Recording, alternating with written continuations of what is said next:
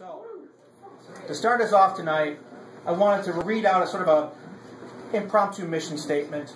As you've probably heard this poem before, it's by Charles Baudelaire. It's called Be Drunk. You have to be always drunk.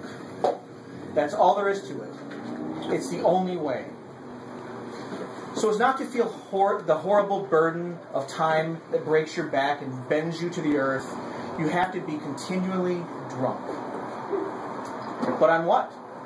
Wine, poetry, or virtue? As you wish. But be drunk.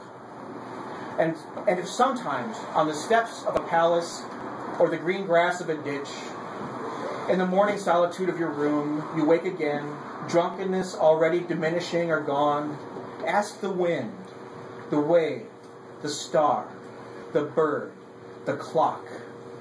Everything that is flying, everything that is groaning, everything that is rolling, everything that is singing, everything that is speaking. Ask what time it is, and the wind, wave, star, bird, clock will answer you, quote, "It is time to be drunk." Yes. So as not to be the martyred slaves of time, be drunk. Be continually drunk on wine, on poetry, or on virtue, as you wish. That's our mission statement for tonight, folks.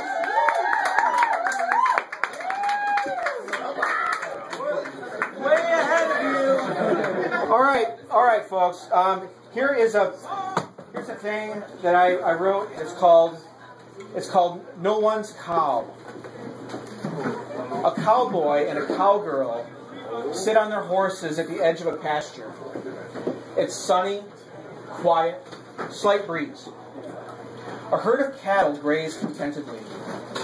Under the shade of a lone fir tree, atop a small knoll, off to the side of the pasture, a bull is mounting a cow. The bull struggles clumsily. Its scrotum sways and bobs as it maneuvers.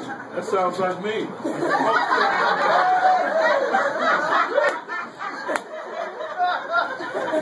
Thank you for that graphic. I couldn't help it. You may have spoken too soon. You wait till I get farther.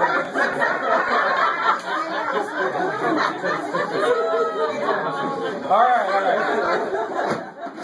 In case you didn't hear that last bit, its scrotum sways and bobs as the bull maneuvers.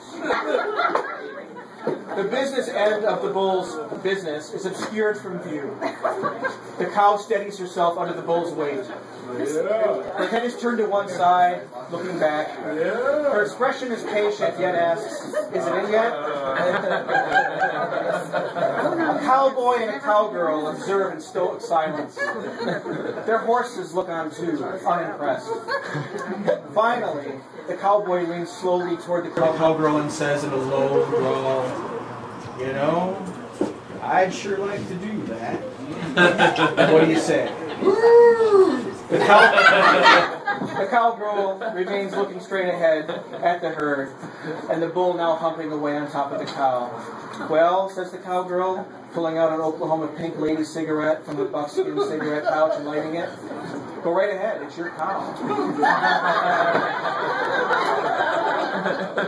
The camera pulls back to an 8-year-old boy watching this advertisement on the screen of a small electronic device. He and a younger boy, both with similar devices, are pajamaed and in adjacent beds in the dark room. Cue the Harley.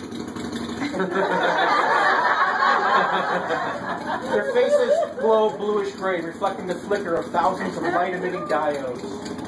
Their eyes are wide and intent on their respective video games. The only relief is in the occasional commercial interruption, at which time they blink, rub their eyes, and reset their stance in anticipation for the next challenge. "Billy," says the younger boy, clicking away at his game and not taking his eyes off of the screen, "my boy salmon won't jizz on the girl salmon's eggs." No response. Billy, I can't figure this out," he pleads. Billy, clicking intently, tongue sticking out of the corner of his mouth, suddenly exclaims, "Yes! My T-Rex jizzed all up in that brontosaurus. Yes!" 3,000 points for knocking up a dino. I knocked up a dino too, says the younger boy. My Team X did it. T-Rex, not Team Mex. And no, you didn't, said Billy. You only have McJizzle the Game EBF, External Broadcast Fertilization Edition. You can only jizz on things, not in things, because you're only 5. Nuh-uh, says the younger boy. Yeah, huh, says Billy, holding up his device to show the younger boy his screen. McJizzle the Game. Let's copulate. Features full non-mammal insemination, so I get reptiles, insects, arthropods.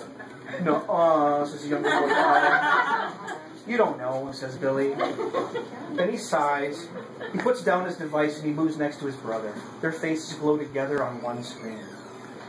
See, says Billy, now compassion in his voice, all you need to do is an H&J control shift, and the boy salmon will jizz all over the girl salmon's eggs. There!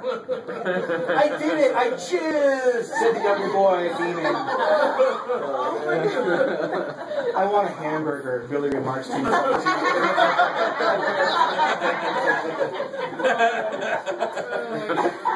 The camera retreats from the two brothers to the doorway of the bedroom, where an attractive 30-something blonde woman quietly watches her sons, a gentle smile on her lovely face. She tilts her head and rests it gently against the doorframe. Wisps of her golden hair softly touch her cheek. The camera pulls back farther and pans downward, following the satin strap of the mother's nightgown past her shoulder, traces the gentle bumps of her spine to the small of her bare back, and pauses just below the waistband of her black lace thong. Her taut posterior resembles an ample bosom, framed by the soft ivory fabric of the mother's nightgown. Across the satiny material, just below the butt cleavage, text appears and reads, "Milfy moms get more McJizzle." And below that flashes in red, "Tuesdays are MILF night. Come on down. Bring the kiddo." "Dang!" exclaims the fat man, who is crammed into the little car, his belly cutting into the bottom of the steering wheel. He's sweating in the summer heat. The car's windows are down. He has pulled over to watch the ad through the passenger's window and through the pasture fence. He looks at the girl in the seat next to him, a slight, freckled woman, braless in a white tank top, slouching over to dig through her purse. Then he looks back to the image of the thong and the milfy ass/rack, which is fading out into another advertisement. Flies buzz around the display screen, which is installed in the side of a grazing cow, set securely into its rib cage. The edges stapled to the cow's hide and the corners of the device riveted to rib bones. The vibrant, flickering ads outshine the sun's brightness and are framed by half-healing flesh crawling with flies. The other cattle, littering the pasture, are similarly bedazzled. "Eat my ass at McJizzle's." The new ad flashes to the fat man with the cow's right flank. The fat man watches a cartoony depiction of beef being processed from slaughter to plate until the cow turns and the festering display is no longer visible. The fat man scans the pasture and spots the cowboy and the cowgirl in the distance. He follows their gaze to the small knoll, the lone tree, and to the bull and cow. Even from that distance, the fat man recognizes the iconic McJ logo illuminated on the bull's display screen. The flashing McJ, McJ, McJ keeps times with the bull's awkward thrusts. And although the cow's display screen has been dislodged somewhat from the opening cut into her side, the fat man can still read the familiar slogan, "Get jizzy with it." The fat man nudges the girl and points to the carnal scene. The other cattle are taking notice now, admiring the bull's stamina and perseverance. "Hey, look at that," says the fat man. The woman looks up and squints. "I'm getting ideas here," he says. "I wouldn't mind doing that too." "Whatever," says the girl, turning her attention back to her purse as she reaches for an Oklahoma Pink Lady cigarette. "It's not my fucking cow." The camera pans from the woman to the fat man, who returns his attention to the road ahead. Above his head, an animated thought bubble appears. Inside it, an enormous dancing hamburger. Thank you.